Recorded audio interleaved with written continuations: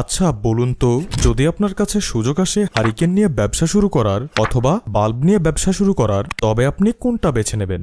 আপনি যদি নিতান্তই বোকা না হয়ে থাকেন তবে চোখ বন্ধ করেই বাল্বকেই বেছে নেবেন। কিন্তু কেন? কারণ বর্তমান সময়ে আলোর জন্য মানুষ বাল্বের ব্যবহার করে, হারিকেনের নয়। ইভেন এখনকার বাচ্চারা তো হারিকেন কি সেটাও জানে না। কিন্তু যদি আমরা গল্পের দৃশ্যপটটা একটু পাল্টাই আর ঘুরে আসি আজ থেকে ৪৫ বছর আগে, অর্থাৎ ১৯৮০ থেকে, এবং একই প্রশ্ন আপনাকে দ্বিতীয়বার করি, আপনি কি ওই সময় হারিকেন নিয়ে ব্যবসা করবেন না বাল্ব নিয়ে ব্যবসা করবেন? আপনি বলবেন ওই সময়ের মানুষ বাল্ব কি সেটাই তো জানতো না, কারণ তখন তো আর ইলেকট্রিসিটি ছিল না, রাইট? তাহলে একবার চিন্তা করুন, ওই সময়ের মানুষ বাল্ব কি সেটা জানতো না, আর এই সময়ের বাচ্চারা হারিকেন কি তা জানে না। এবারে নিশ্চয়ই বুঝতে পারছেন সময় কতটা শক্তিশালী এবং পরিবর্তনশীল। আর এই পরিবর্তনশীল সময়ের সাথে নিজেকে পরিবর্তন করতে না পারলে, নিজের ব্যবসাকে পরিবর্তন করতে না পারলে, দেখতে দেখতেই আপনার ব্যবসাও হারিকেনের মতোই হারিয়ে যাবে।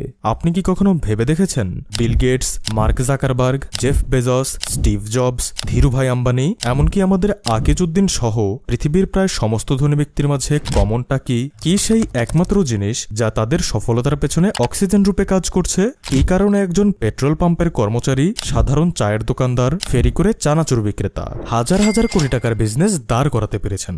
ওয়েল, এই প্রশ্নের উত্তর খুঁজতে গিয়ে আমি জানতে পারি একটি অদ্ভুত রহস্য সম্পর্কে। পৃথিবীর প্রধান কন্টেন্ট রাইটিং প্ল্যাটফর্ম গুগল, যারা এক লাইনও লেখে না, পৃথিবীর সবথেকে বড় ট্যাক্সি সার্ভিসের কোম্পানি উবার, যাদের একটিও ট্যাক্সি নেই, পৃথিবীর সবথেকে ভ্যালুয়েবল হ্যান্ডসেট কোম্পানি অ্যাপেল, যারা একটিও ফোন তৈরি করে না, তাদের ফোন তৈরি করে চায়না, পৃথিবীর সবথেকে বড় অনলাইন বাজার অ্যামাজন, যাদের একটিও দোকান নেই, একটিও প্রোডাক্ট নেই, পৃথিবীর সবথেকে বড় হোটেল সার্ভিস এয়ারবিএনবি, যাদের একটিও হোটেল নেই, পৃথিবীর সবথেকে বড় অডিও সং সাইট স্পটিফাই, যাদের নিজেদের একটিও সং নেই, পৃথিবীর সবথেকে বড় ভিডিও কন্টেন্ট প্ল্যাটফর্ম ইউটিউব ও ফেসবুক, যাদের নিজেদের ভিডিও নেই বললেই চলে, পৃথিবীর সবথেকে জনপ্রিয় চ্যাট সাইট হোয়াটসঅ্যাপ, যাদের নিজেদের কোনো স্টোরেজ নেই, আপনার ফোনকেই স্টোরেজ হিসেবে ব্যবহার করে, বাংলাদেশের সবথেকে বড় ফুড ডেলিভারি সার্ভিস ফুড পান্ডা, যাদের নিজেদের কোনো ফুড নেই, জনপ্রিয় টাকা লেনদেন সাইট বিকাশ, যাদের নিজেদের প্রায় কোনো টাকা নেই।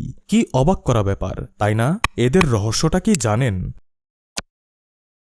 এরা সঠিক সময়ে হারিকেনের ব্যবসা থেকে বাল্বের ব্যবসায় শিফট হয়েছে। এরা বালতি দিয়ে কুয়ো থেকে পানি তোলার পরিবর্তে ট্যাপ লাগিয়েছে, যেখান থেকে বিনা পরিশ্রমে পানি আসছে।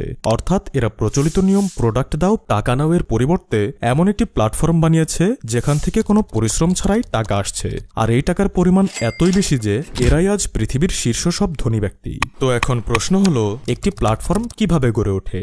আমরা সাধারণ মানুষও কি চাইলেই এইসব শীর্ষ ধনী ব্যক্তিদের মতো নিজেদের একটি প্ল্যাটফর্ম তৈরি করতে পারবো, যেখান থেকে বিনা পরিশ্রমেই টাকা আসবে?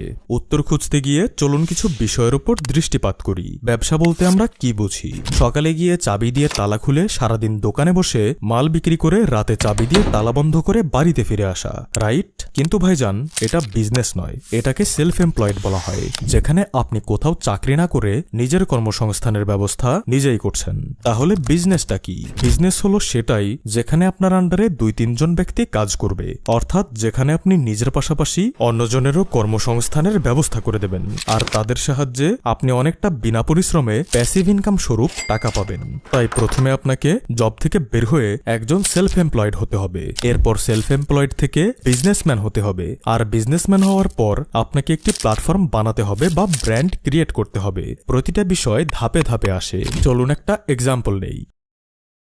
সময়টা ছিল ২০০৭, যখন দুটি সাধারণ ছেলে বেঙ্গালুরুর একটি ছোট্ট রুমে বসে একটি আইডিয়া প্ল্যান করছিল, যে আইডিয়া ইন্ডিয়ান ই কমার্সের পুরো সিস্টেমটাই পাল্টে দেয়। তাদের তৈরি ফ্লিপকার্টের বর্তমান ভ্যালু ৩ লাখ কোটির থেকেও বেশি, আর এটি ইন্ডিয়ার সব থেকে বড় অনলাইন মার্কেট। মূলত তাদের দেখেই ইন্ডিয়া এবং বাংলাদেশের অনলাইন বিজনেসের ট্রেন্ড শুরু হয়েছিল। আপনি জানলে অবাক হবেন, এত বড় একটি কোম্পানির শুরুটা হয়েছিল মাত্র ৪ লাখ টাকা হাতে নিয়ে। তো দুই বন্ধু যখন অনলাইন বিজনেস শুরু করে, তখন মানুষ অনলাইন বিজনেস কি সেটাই ঠিকভাবে বুঝতো না। ফলে মানুষ অনলাইন কেনাকাটায় একদমই ট্রাস্ট করতো না। তারা ভয় পেত, প্রোডাক্ট অরিজিনাল আসবে তো, টাকা মেরে নিয়ে পালাবে না তো, এমনই অসংখ্য ভীতিকর চিন্তা ছিল মানুষের মনে, যা দেখে ওই দুই বন্ধু একটি যুগান্তকারী পরিবর্তন নিয়ে আসে। যেহেতু তারা পূর্বে অ্যামাজনে কাজ করেছিল, তাই তারা জানতো এই বিজনেসটা কিভাবে করতে হয়, আর কি পরিবর্তন করলে এই বিজনেস আরো সুদূর প্রসারী হবে এবং বিস্তার লাভ করবে। তাই তারা যেটা করে, সর্বপ্রথম ক্যাশ অন ডেলিভারির সিস্টেম সিস্টেম নিয়ে আসে, যে সিস্টেমটা অনলাইন বিজনেসের মাঝে বিপ্লবের সৃষ্টি করে। মানুষ আর অনলাইন কেনাকাটায় কোনো ভয় পেত না, কারণ তারা প্রোডাক্ট আগে নেবে, নিজ হাত দিয়ে চেক করে দেখবে, তারপর পেমেন্ট করবে। এতে না প্রোডাক্ট নকল আসার ভয়, না টাকা মার যাওয়ার ভয়, কোনোটাই থাকছে না। ফলে তাদের এই পরিবর্তনটা পুরো ইন্ডিয়া জুড়ে তুমুলভাবে সাড়া পায়। 2010 সালে ফ্লিপকার্টে 60%-এরও বেশি সেল ক্যাশ অন ডেলিভারি থেকেই আসে। যাই হোক, এই বিজনেসের মাঝে তারা আরেকটি চমকপ্রদ পদ্ধতি অ্যাপ্লাই করে, যে পদ্ধতিটা তারা শিখেছিল পৃথিবীর শীর্ষ ধনী ব্যক্তি জেফ বেজোসের অ্যামাজনে জব করার মাধ্যমে। মূলত তারা যেটা করে, প্রথমে ফ্লিপকার্টে বই বিক্রি শুরু করে, কারণ তারা দেখত ইন্ডিয়ার মানুষ ঘন্টার পর ঘন্টা দাঁড়িয়ে থেকে সময় নষ্ট করে বিভিন্ন দূর দূরান্তে গিয়ে বই কেনে। তাছাড়া অ্যামাজন, যা পৃথিবীর সবথেকে বড় অনলাইন মার্কেট, তারও যাত্রা শুরু হয়েছিল এই বই বিক্রির মাধ্যমে। তাই তারা অ্যামাজনের দেখানো পথই অবলম্বন করে এবং একটি সিম্পল স্ট্র্যাটেজি ব্যবহার করে। প্রথমে তারা ওয়েবসাইটে প্রোডাক্ট লিস্ট করে, এরপর যখন কেউ সেই প্রোডাক্ট অর্ডার করে, তখন তারা কাস্টমারের অর্ডার দেওয়া টাকাতেই সাপ্লায়ারের থেকে বইটি কিনে তারপর ডেলিভারি করে। মানে কাস্টমারের টাকা দিয়েই তাদের বিজনেস চলতো, যাকে বলে কুইয়ের তেলেই কুই ভাজা। আপনারা লক্ষ্য করলে দেখবেন এই একই বিজনেস মডেল ব্যবহার করছে আমাদের দেশের দারাজ, বিডি শপ এবং বিকাশের মতো জনপ্রিয় প্ল্যাটফর্মগুলো। শুধু দারাজ, বিডি শপ, বিকাশই নয়, তাদের অনুসরণ করে দাঁড়িয়েছে বলতে পারেন ইন্ডিয়া, বাংলাদেশ সহ পাকিস্তানের সমস্ত অনলাইন বেসড বিজনেস মডেলগুলো। যাই হোক, এরপর তাদের বিজনেস এতটাই প্রসার লাভ করে যে 2014-তে ফ্লিপকার্ট $1 বিলিয়ন ফান্ডিং ওঠায়, যা সেই সময় ইন্ডিয়ার যে কোনো স্টার্টআপের মাঝে সর্বোচ্চ ছিল।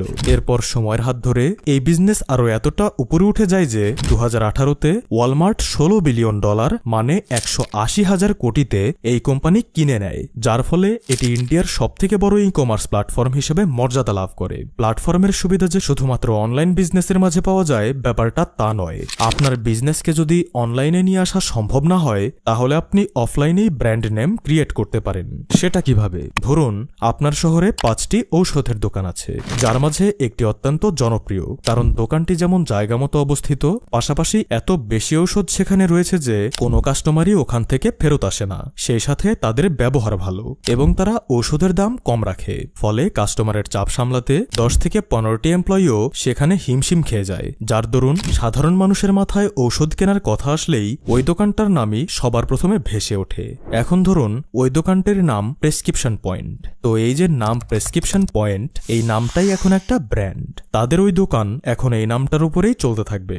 ফলে তারা চাইলে এখন প্রেসক্রিপশন পয়েন্টের শাখা হিসেবে অন্য আরেকটি জনবহুল এরিয়াতে ব্রাঞ্চ কিংবা চেইন ওপেন করতে পারে, কেননা তাদের নামটাই যে এখন একটা ব্র্যান্ড।